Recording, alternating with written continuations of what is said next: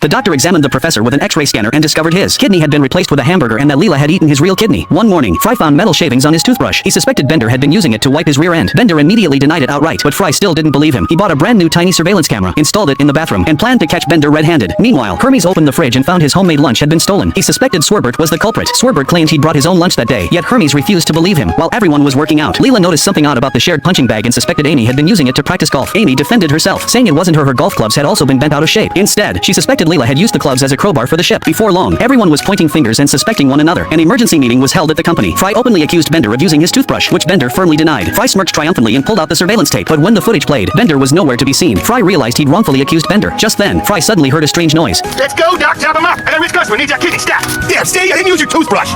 You stole my kidney! Leela pulled up the surveillance playback and found it was the janitor using the golf clubs to swat flies. You bet my golf club? Yep. And yet what did it solve? What did the violence solve? Hermes also played his own surveillance video, which clearly showed Leela sneaking into the kitchen, opening the lunchbox, and devouring the food ravenously. Fry was utterly confused, unable to understand why Leela would eat the professor's kidney. Leela quickly explained she thought it was a special homemade meal made by Hermes' wife. At that moment, Professor Farnsworth arrived, suspecting he'd been tricked into getting a kidney transplant. Dr. Zwabert examined him with an X-ray scanner and confirmed the professor's kidney had indeed been swapped out and replaced with a hamburger. The whole Planet Express crew was thrown into chaos, and Professor Farnsworth flew into a furious rage. Enough, you babbling boobs! How can this company function when no one trusts each other?